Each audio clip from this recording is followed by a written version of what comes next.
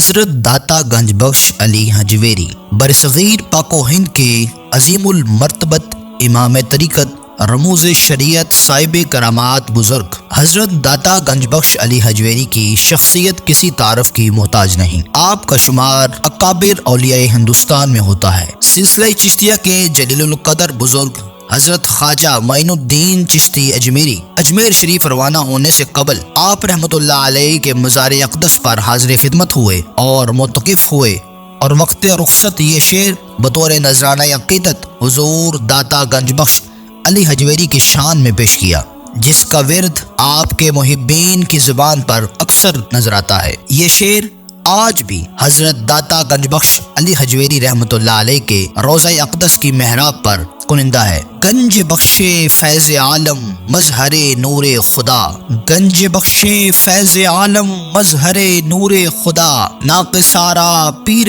کامل کاملارا رہنما۔ آپ رحمۃ اللہ علیہ کا اسم گرامی علی، کنیت ابو الحسن، لقب گنج بخش ہے۔ آپ رحمۃ اللہ علیہ کی ولادت باسعادت شہر غزنی میں ہوئی۔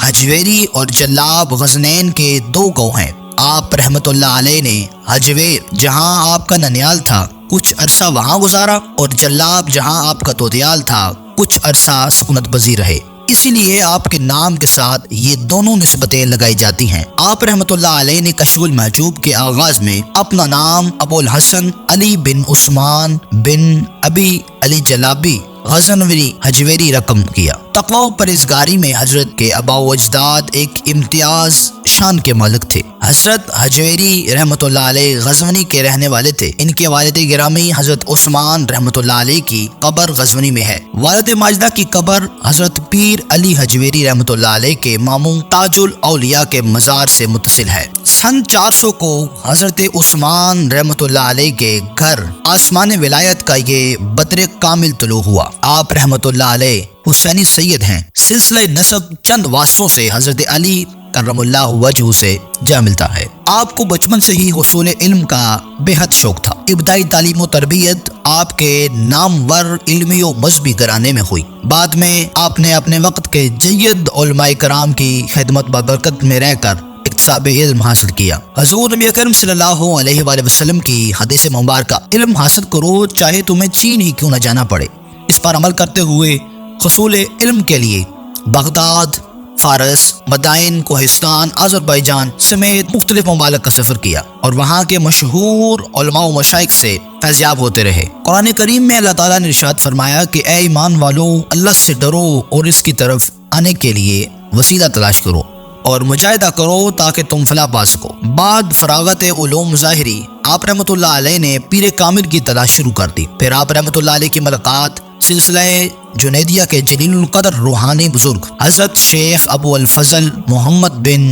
حسن خطری سے ہوئی، جن کے دست حق پرست پر آپ رحمۃ اللہ علیہ بیت سے بھی مشرف ہوئے۔ حضرت داتا صاحب رحمۃ اللہ علیہ اپنے مرشد کریم سے بے انتہا محبت کرتے تھے۔ آپ کو سیر و سیاحت سے فطری رغبت تھی۔ حیات مبارکہ کا بیشتر حصہ مختلف ممالک میں بسر کیا۔ آپ رحمۃ اللہ علیہ نے روحانی کسب کمال کے لیے تمام اسلامی ممالک کا سفر کیا۔ ایک دن حضور داتا گنج بخش رحمۃ اللہ علیہ کو عالم رویا میں بشارت دی گئی کہ تم کو لاہور کا قطب بنایا گیا ہے، لاہور تمہارے سپرد کیا، تم لاہور چلے جاؤ۔ آپ نے حکم کو پورا کرتے ہوئے آپ رحمۃ اللہ علیہ اپنے وطن غزنی کو خیر آباد کہہ کر لاہور تشریف لے آئے۔ آپ کے ہمراہ حضرت شیخ احمد حجازی رحمۃ اللہ علیہ اور حضرت شیخ ابو سعید حجویری بھی لاہور تشریف لے آئے۔ آپ رحمۃ اللہ علیہ کے فیض سے لاہور میں لاکھوں لوگوں نے مرادیں پائیں اور لاکھوں لوگوں کو ہدایت ملی۔ آپ رحمۃ اللہ علیہ 20 صفر المظفر 465 ہجری کو اس دارالفانی سے کوچ فرما گئے۔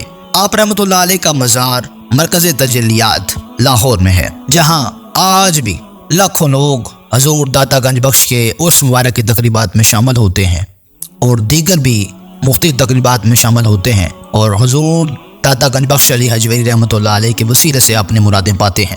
آج بھی جو لوگ لاہور جاتے ہیں وہ داتا کی نگری لاہور میں حضرت داتا گنج بخش علی حجویری رحمۃ اللہ علیہ کے مزار پر انوار پر حاضر زور لگاتے ہیں۔ ناظرین کرام، یہ تھی آج کی ویڈیو۔ مزید ایسی معلوماتی ویڈیوز دیکھنے کے لیے ہمارا channel HA voice production subscribe کیجیے۔ ملتے ہیں اگلی ویڈیو میں، اجازت دیجیے، اللہ حافظ۔